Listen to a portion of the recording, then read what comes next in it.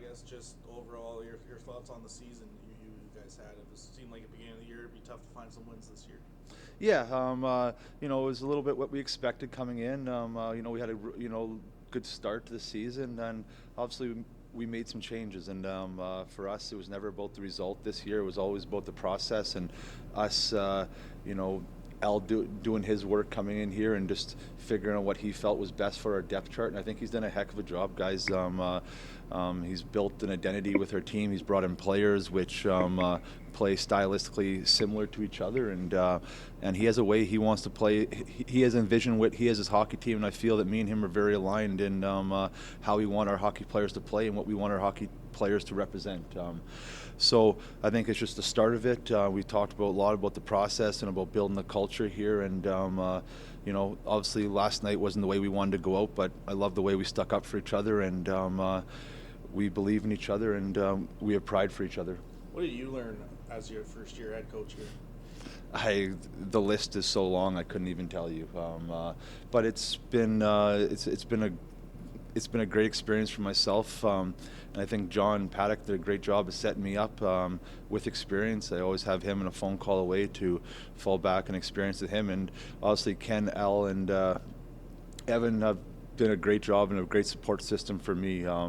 They can bounce ideas off of them. We can talk to each other honestly and genuine without anyone's feelings getting hurt, and that's what this business is about. It's a hard business. It's a performance on demand business. It's not fair all the time, but it's you got to have people in your corner that trust you and have your back. And this year with my staff, Gordon, Andrew, all the guys that put in their time, I think we had a great job. I give a lot of thanks to them because they made my job a lot easier. What do you expect the meeting to be like for you with those 20-year-olds who is their last WHL season? You send them off here now. Yeah, it's always tough, and it's like anything in life. When you get that next step and you graduate or you go to college or you have kids, it's when you look back, it's like, man, did that happen fast? Man, did it go past fast? And I think the biggest thing is you got to. It's passing on that knowledge to like the 16, 17-year-old guys, and trying to tell a young teenage boy, slow down. It's the problem since the world started. But it's invaluable experience and invaluable knowledge that you get, and you get it all throughout your life. That hockey is a privilege, guys, and you don't take these moments lightly, and don't take this for granted because it doesn't last forever. This position for me won't last forever, and I take great pride in what I do, and I'm very, very grateful for having this opportunity and to be in hockey in general. Your contract status? Yeah, we'll talk about that at the end of the season with the team and go from there. Okay, you signed multi-year, I think, right? Yeah. For 2, 3?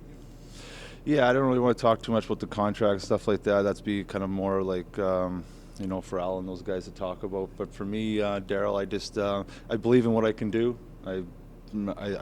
So for me, I want to be here. I want to be part of the Regina Pats. I could never envision myself jumping around. I just don't even see myself being that kind of coach. So for me, this is my home. This is where I want to be, and I want to represent this city and this team to the best of my abilities, and I know this is going to be the worst of it right now, but we're only going to get better. When you sat down, the hiring, you and Al, and you talked about an identity, what was the discussion like, and where are you now along that process? Well, I think it's a daily thing with me and him. I think when we first sit down, you got to get to know each other. Just be organic about it. I don't think you start talking business right away, and as you start talking about your life and your families, and you kind of get to the nuts and bolts of what you are and what you want to be. And I think through those initial discussions and stuff like that, I always had a real good vibe and a real good connection with him right off the bat, and then it leads into your business talk and into your hockey, and right away it was very evident, I felt at least, and he can speak more to his experience, but I felt that when we talked about hockey, we talked about what kind of players we like, our favorite players, stuff like that, styles of teams we liked. We were always matching up in a lot of those answers. So as the season's gone on, I think our relationship has grown, and I think our relationship through all our staff has grown, and we're very aligned, I think, in how we view hockey and how we want Regina Pats to be represented. Coach, obviously, the season ending and next meetings and stuff like that today, but what are you looking most forward to this off season to build, like you say, that process to build into a contender? Well, emotionally right now, probably playing Moose Jaw again. But, like to me,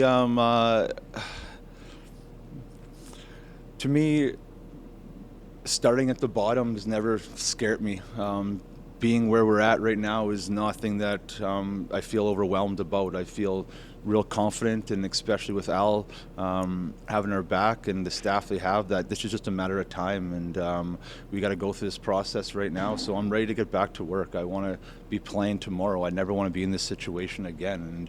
And after the game was over and Tanner was kicked out and I was kicked out, and we're talking, we looked at each other and we both just said, we're never letting this happen again. So anything in my God-given power that I can do to make sure this isn't, work starts tomorrow for me, and boys get back next September 1, and I'll be ready when they get back. Speaking of Tanner, is draft here. Who knows what goes on with him? But just kind of, what have you seen about his growth this year when he had to take on that leadership role? He's growing up a lot. It's a maturity thing for him. Like, he lives a life of a hockey player. He lives like an NHL player right now, and he's disciplined and all that thing. So what he had to go through this year, and trading away a couple of his close friends, and being the leader of this team, and it being such an important year, it's been a mental pretzel for him a lot this year. And I think that as an 18-year-old boy with having a heavy jersey he had to wear all year, and take on the extra people's responsibility with all the things that he had going on personally, I think he, did it the best he could. And I think that I'm super proud of him. I don't know what you expect more of an 18-year-old kid and what he had to deal with this year. And but I'm proud that he's our captain, and I know he's proud to be a Pat, and I know he's the same as me. He can't wait to get this thing going again, and he's like myself. He wants to be a part of turning this around and getting this right. You talked about the process this season. There's lots of young talent coming up. What did you like from them this year? Well,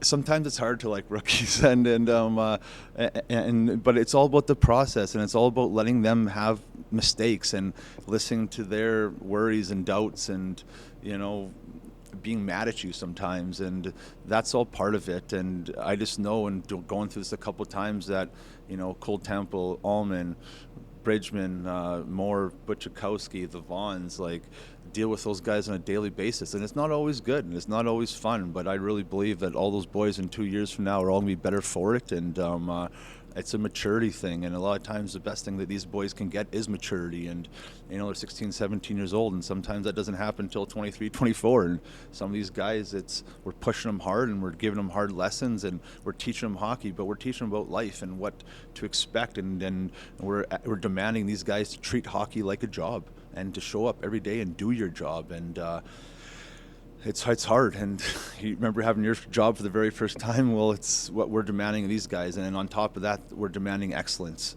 because that's what this is about right now, and they want to be elite, and they want to get paid to play this game one day. So it comes with a serious sacrifice, and both mind, body, and soul, and you got to be all bought in, and that's what we're pushing these boys to be.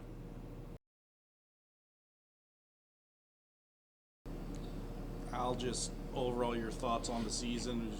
Beginning of the year looked like it might be a tough year. Finishing off here, just overall, how did this team grew this season? I think there was a lot of ebbs and flows. It's obviously a season in terms of no one can be happy with. Obviously, we're disappointed in terms of how the last, I don't know the number, how the last 20 or so games went. I can sit here and talk about injuries and suspensions and 5 to 7 regular players out of the lineup. I don't want to paint a brush at all with any excuses. Teams have injuries, teams miss players.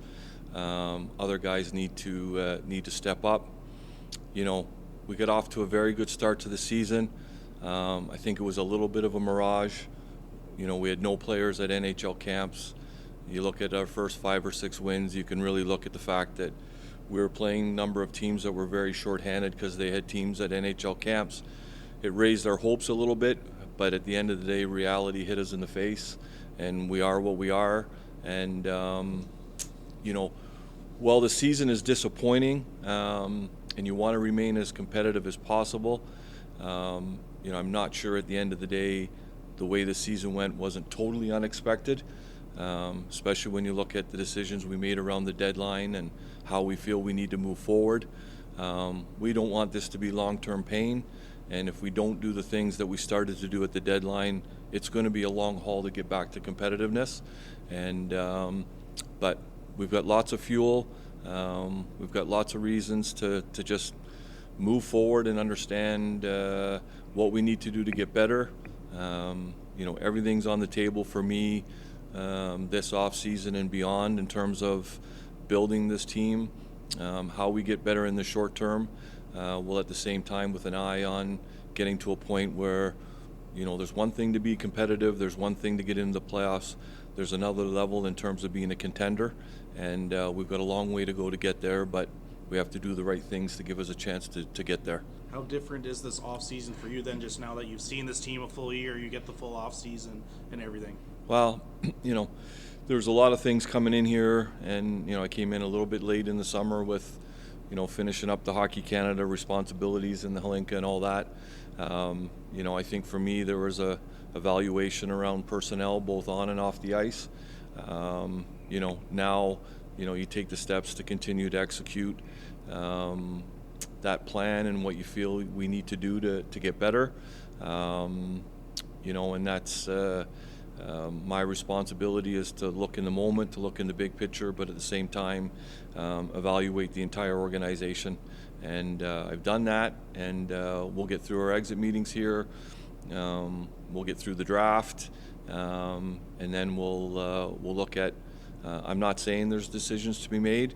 There certainly could be, but there's things we have to look out. And again, it's all about one thing. It's all about getting better. It's all about getting to the next step, was to be competitive, and then there's a whole other level, like I mentioned earlier, to become a contending team at this level. And we're not really close to, when you look at the best teams in the league right now, we've got some work to do. You said not close, but this year is the foundation there for in 2 years to maybe be there? Well, time will tell. I think there's, that process will continue. We should be able to take steps here next year and the year after. But at the same time, when you make the decisions that we made, when you look at the trade deadline and you look at moving forward, you have to know your own team very well, and you have to know the competition very well. And it's a competitive league. And I'll leave it with the fact that, we've got work to do. How did your coaching staff do this year? I think our coaching staff did fine. I think they're good people. I think they care. They're really engaged in the program and in terms of what we need to do here. I think it was a learning experience for them too, and I think collectively, from myself to our coaches, we've all got things that we need to do better, but that'll be all part of the process of what we do here over the next several weeks. Now, that sounds a little foreboding from our side. Does that mean that there might be changes?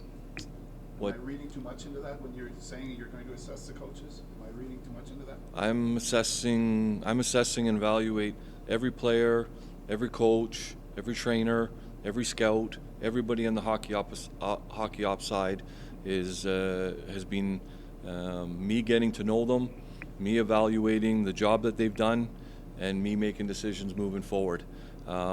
Yes, you're reading too much into it, but I'm not talking anything specifically about any staff members, any personnel, in terms of any potential changes today. Tanner, just your thoughts on your season this year. Obviously a big one for you with it being your draft year.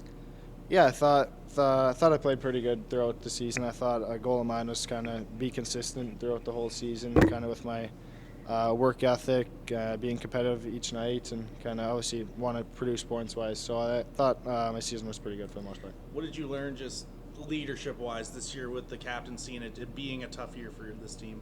Yeah, it was tough at the start.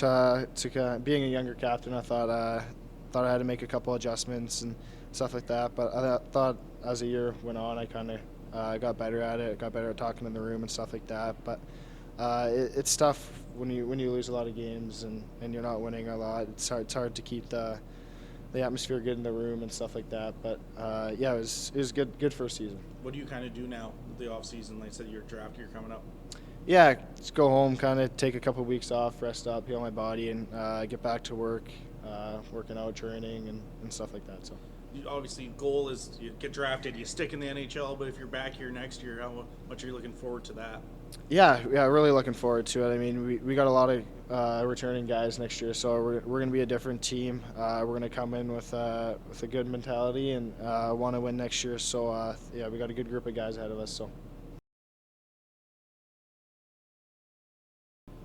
Ty, I mean, it's a day players never want to come, but last WHL season, just overall thoughts on what kind of ride it's been for you? I think it's been a good ride. Obviously, it's been a lot of life goals and just kind of maturing on and off the ice. Obviously, I had some nice mentors over the years, and honestly, this season was kind of just trying to pass that on to the younger guys. But overall, no, I think it's been definitely a successful ride. How fast did it go by? Yeah, I mean, I tell those young guys every day, I remember my first game, I remember getting signed, I remember getting drafted. It definitely flies by. I mean, don't take any days for granted, that's for sure. What's next for you? Got opportunities to play anywhere else, or what's going on? I mean, just kind of take it by ear here, go into the summer, try to train, then obviously you have that scholarship, and then hopefully there's a couple pro options that could open up. You said when you signed, was it a goal in the WHL for you? Oh, absolutely. Yeah, I mean, from day one, kind of hearing about that WHL scholarship kind of changed my mind. I mean, I never really knew exactly what I wanted to do, but yeah, I'd say definitely after I got drafted, I wanted to go to the WHL. And having your 5-year career, was it everything you expected? Oh, absolutely. I mean, I definitely met some lifelong friends, and I mean, honestly, I can call them personally brothers, and no, absolutely, it's definitely been like a quote-unquote dream come true. Was this a tough season? How tough was it to go through the ebbs and the flows? It was definitely a bit different. I mean, getting traded around Christmas time there was obviously new to me. And then obviously missing playoffs is definitely a tough way to go out. But overall, I mean, I couldn't thank Regina more and couldn't thank Everett more for like the overtime over my career. Who were some of the veteran players? I know you asked me this the other day, but who were some of the veteran players in your career that played a huge impact in your career, and how, maybe a second part to that question, how were you as a veteran player this year to some of the younger guys and kind of paying it forward like you would have had? Yeah, I mean, I said it before, Johnny Fairbrother, Ronan Seeley, I mean, got to play behind Jake Christensen and Wyatt Wiley. Like, there's a lot of, I mean, even Olin Zellweger, I know he's my age, but I mean, just learning from those guys and trying to pass it on to, obviously, we had 3 20-year-old defensemen, but we also had a bunch of younger guys back there as well this year. So just trying to pass on all the little things that I learned over the years, and couldn't thank those guys more.